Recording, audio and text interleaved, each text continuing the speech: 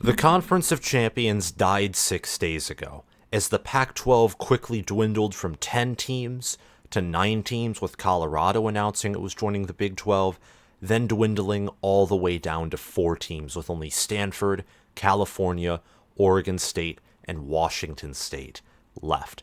The Conference of Champions, the Pac-12, now temporarily the rump conference of the Pac-4, will cease to exist after the 2023 season, as Stanford, California, Oregon State, and Washington State will certainly find new homes, either in the Mountain West Conference. Maybe the Big 12 will pick up some of them. Maybe the Big 10 will even go after California and Stanford at some point, or maybe even the ACC. The ACC, according to reports, is interested in adding Stanford, California, and SMU, which is intriguing because the ACC has been the sole conference that has been sitting rather dormantly since this whole expansion business began in 2021. Not really began, more so restarted. Of course, there was the 2010 to 2014 conference realignment that was taking place, where the Pac-12 nearly became the first super conference until Texas botched it with Longhorn Network. Now Texas and Oklahoma, they started this new series of conference realignment by announcing a move to the SEC. The Big Ten responds with announcing additions of USC and UCLA to the Big Ten. The Big 12 then rightfully looks for expansion teams. They get BYU, they get Houston, they get UCF, and they get Cincinnati. And now the most recent massive addition was Colorado to the Big 12, Arizona State, and Utah followed them.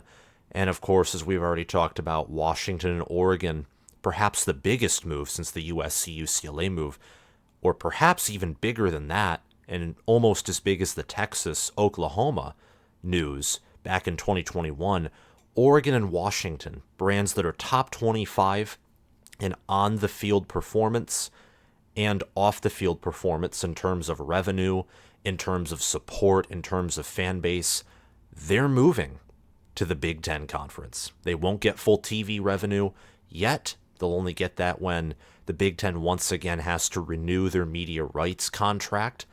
However, the Big Ten's at 18 teams, and the SEC and the Big 12 are at 16. The ACC still sits at 14 teams, and they've sat by, and they've kind of watched, twiddling their thumbs with the grant of rights deal.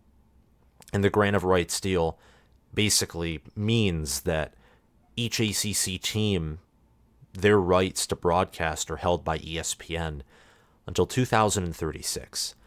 And at the time that the grant of rights was signed and the contract was birthed into existence, it looks like a good deal, especially with terms of security. Having a deal that far in advance means you don't have to worry about negotiations or renewing your media rights.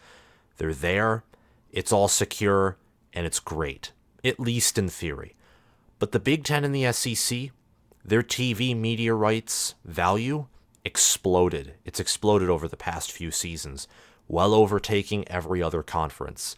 According to Navigate, and their sources were from a year ago, but it was the most recent and most accurate long-term projection of payouts per conference and payouts per school that I could find. So I'm going to link that article down below for you guys to check it out. They projected that the Big Ten and the SEC would earn nearly anywhere from 54 to 57 million each per school. The SEC earning around 54 million per school, the Big Ten earning 57 million per school.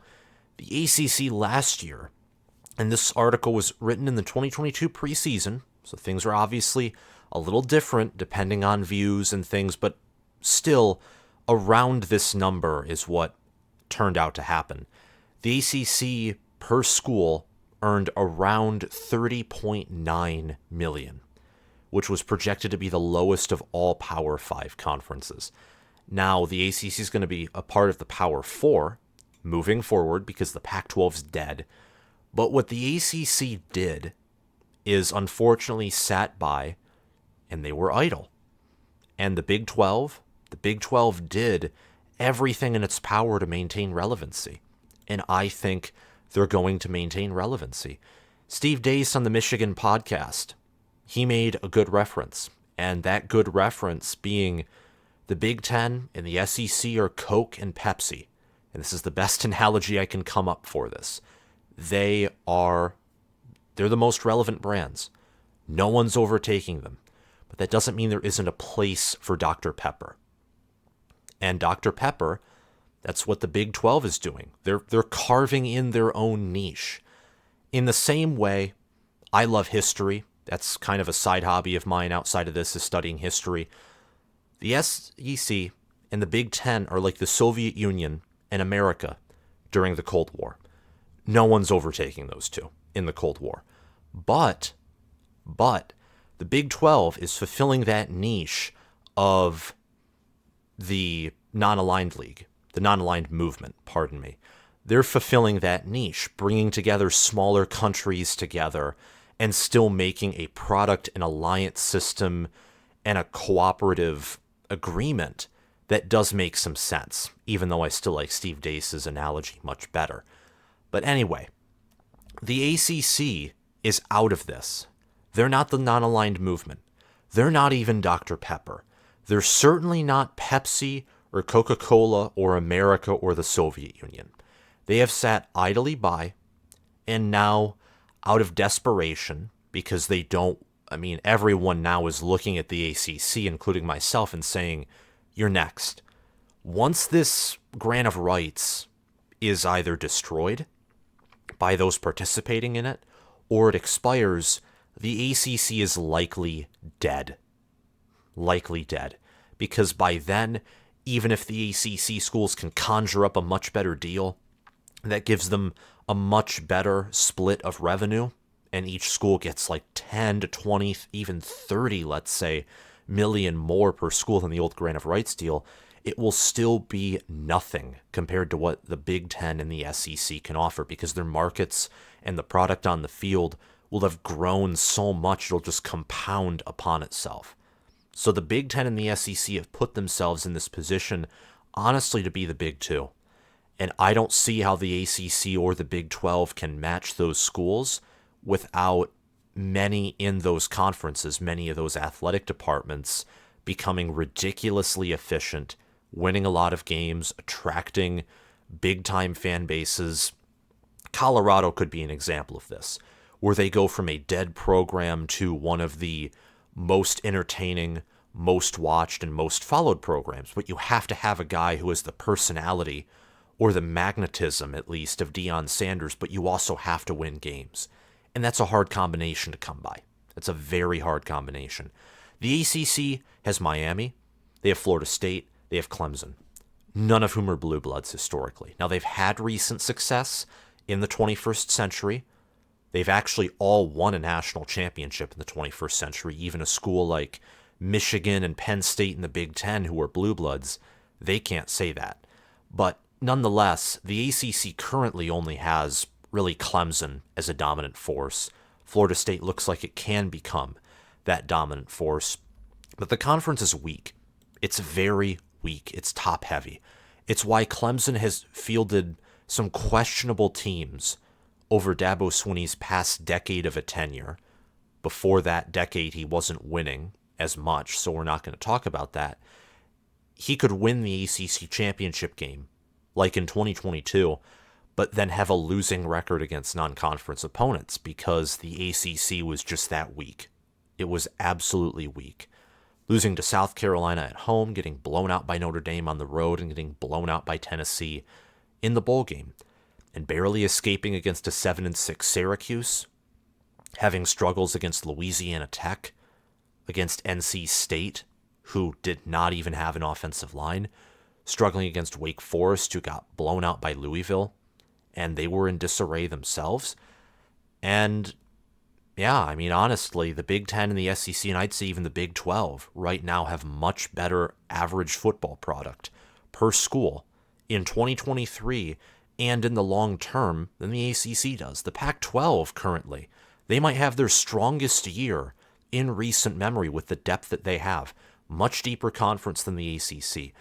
And yet, the Pac-12, all their good teams have been gutted outside of Oregon State and maybe Washington State. Those are the two best football schools available. California's dead. Stanford, they're going through a massive change. They're recruiting well, but they have a new head coach. And yet, those two are the schools that the ACC wants to add. California and Stanford. Really? SMU, to a certain degree, makes sense. You get Texas recruiting grounds, they have a nice donor base, and they've had recent success under Sonny Dykes at SMU, where he got them their first 10-win season since the death penalty back in the 1980s. But all this will do in my mind is, yes, maybe it's a temporary fix, but to me it comes across as a Band-Aid on a bullet wound, or you have a gaping gash, you're dying, you're bleeding, and you only stitch half of it up. Well, you're still hurt, the wound won't properly heal, you're still dying. You're just dying slower. And to me, this is what the ACC's doing. Because while their revenue might increase, it's still not going to match the Big Ten. SMU has good value, but the ACC should have acted much earlier. You're not going to match the Big Ten and the SEC in revenue because they already poached all of the good schools.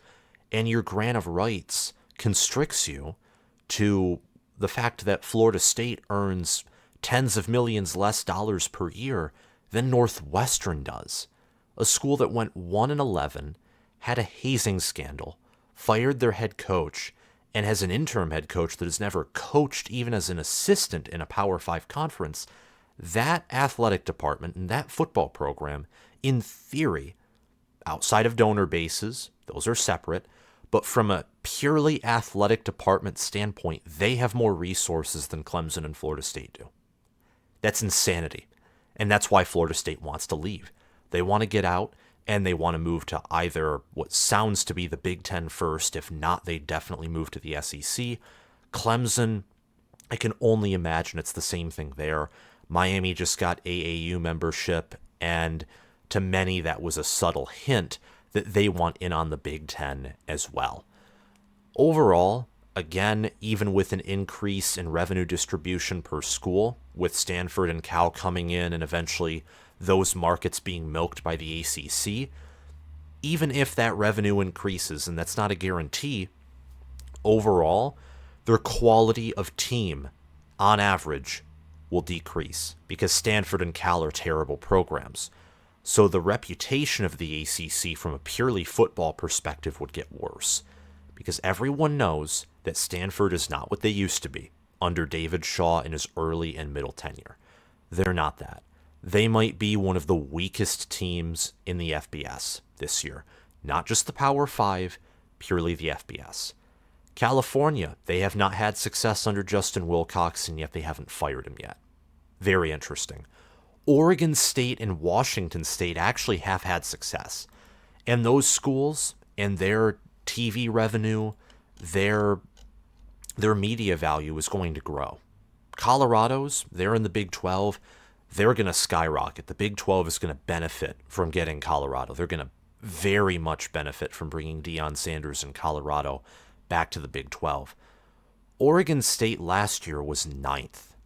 They were 9th in average viewers per week in 2022 with an average viewer per week number of 625,000. Ranked nationally, that was 57th. That was better than Arizona, better than Colorado, and better than Arizona State, who was 12th in the Big 12. That was in, not Big 12, but not even Big 10, but Pac-12, pardon me. That was in 2022. Oregon State was 9th. Stanford is 8th, with an average viewer per week number of 846,000, which was 47th. California was just around there. Their national rank was 47th, with 857,000 viewers per week.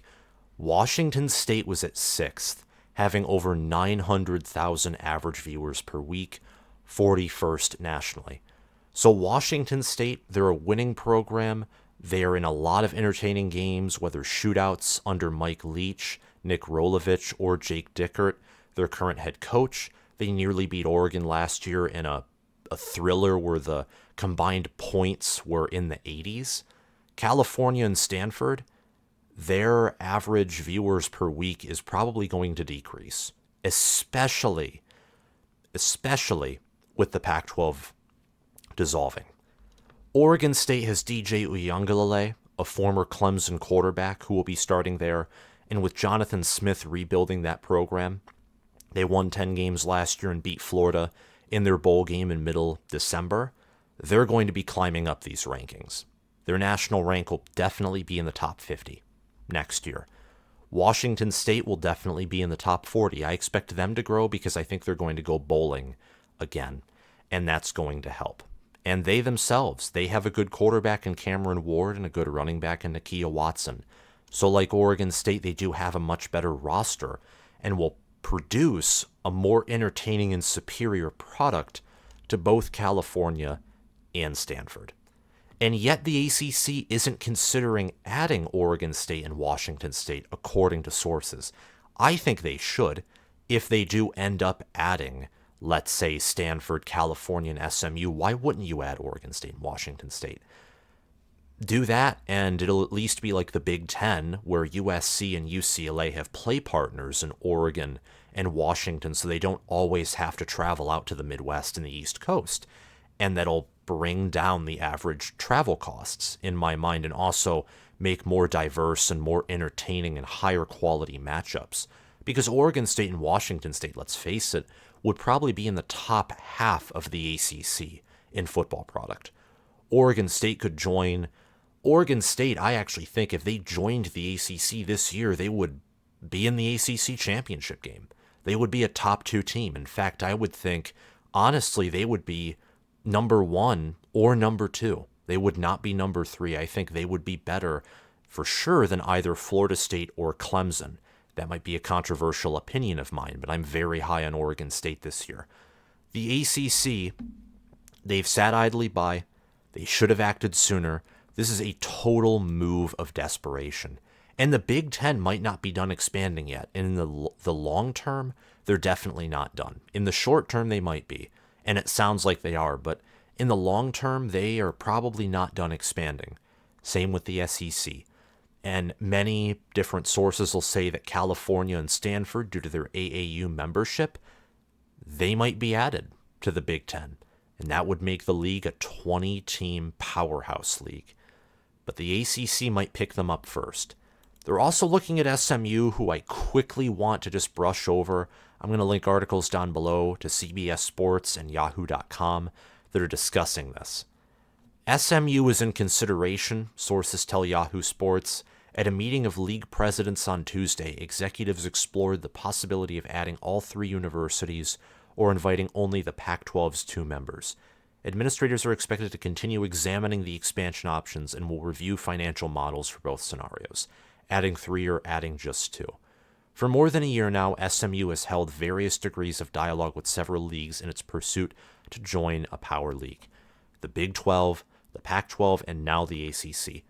SMU's a small private school. They reside in Dallas, and the state of Texas has a ton of rich talent and also rich donors, whether it's Texas, Texas A&M, SMU, TCU, Baylor. They have resources. It's good to be in Texas if you love college football. Even more importantly, the university would arrive at a reduced rate because SMU wants to be in a Power 5 conference, so they are willing to make sacrifices to get into a better situation in the long run. Employing a rich donor base and a healthy desire to advance to the Power 4 level, the university is open to foregoing conference distribution pay, at least for the first 5 years in the ACC. SMU officials held similar conversations with Pac-12 administrators. Financials are the most significant piece to ACC expansion because the ACC only received a distribution of $39 million last year, most of which came from the TV contract with ESPN, and that was significantly smaller than the Big Ten and the SEC's TV cash. In expanding, the league must avoid reducing the annual distribution paid to each team to supplement new schools. That is a, quote, non-starter, several administrators told Yahoo Sports. A perk of the ESPN contract is the network is required to increase its base distribution to the conference in a way that pays each new member the same annual rate as the others, what's termed as a pro rata. However, financial complications go much deeper. To offset the additional traveling costs of acquiring Stanford, Cal, and/or SMU, current ACC members will need additional revenue from the network, or Stanford and Cal would have to agree to enter the league for a partial share, such as getting only 60 or 70% of the revenue. These conversations are ongoing. I'm going to link the rest of this article down below and another one from CBS that basically talks about the same points that the Yahoo article talked about. But overall, what the ACC here is doing, I think you have to do it just to stay relevant, to get more revenue. And let's be honest, even though they're adding weaker schools, if they do end up adding Stanford, Cal, and SMU, this is not a guarantee yet. And I think the ACC is a more, I don't know exactly how to put it, they're not a conference that comes across to me as one that is quick to act. They don't have a lot of good intuition. They're not very intuitive. They're more content to sit back, relax, let things pass over. And part of that attitude is from their grant of rights. They definitely have security in their TV contract. Unfortunately, that security is massively outweighed by the gobs of revenue that the SEC and the Big Ten are eating up. And eventually, I guarantee you the Big 12 will pass the ACC in that category, despite losing Texas and Oklahoma, their biggest Big 12 conference brands. These additions only further the belief that the ACC is the weakest Power 4 conference. The revenue gains will not be enough to compete with the Big 10 and the SEC. In my opinion, Oregon State and Washington State have more to add than the other Pac-12 schools. And if the ACC goes forward with conference expansion, you have to add Oregon State and Washington State. You have to, because their football product is going to be superior to Cal and Stanford in the short term and in the long term. SMU's, I think, will be better than Cal's in the short term and the long term. Stanford, the way they're recruiting and how they've had success in the past, in the long term, they might be set for success as well. But for now, you have to upgrade your football product on the field, in my opinion, along with TV revenue. Otherwise, as the Big 10, SEC, and Big 12 just produce better, more entertaining football, the views, regardless of what the network promises you, are going to trickle down. And that's going to result in a loss of revenue. So I think the ACC, what they should do is add Stanford, Cal, Oregon State, and Washington State so that Stanford and Cal can have some away games that have familiarity and that aren't coast to coast. And if SMU wants to be added, that would be good as well, because that can expose the ACC to Texas recruiting. So I think the ACC should expand. I'd actually like to see it happen, and it would be cool if they rebranded themselves as the CC or the Coast Conference. But they should have acted much earlier, because then the ACC, maybe they could have merged with the Pac-12 in an alternate timeline. And maybe they, as a result, could have been a Power 3 or a part of the Power 3 conferences, keeping up their status with the Big 10 or the SEC. But I think without a miracle, we're heading to a Power 2 system where it's the Big 10, the SEC, but I think the Big 12 and potentially the ACC, depending on what the powers that be there decide to do, can maintain their relevancy, maintain their entertainment, and maintain their status as a good football conference. They just won't be at the same level as the Big 10 or the SEC. Thank you guys for watching this video. If you liked it, please hit the like button, subscribe to the channel, and comment your thoughts on rumored ACC expansion down below. Thank you guys for watching, and I'll see you all around. Bye-bye.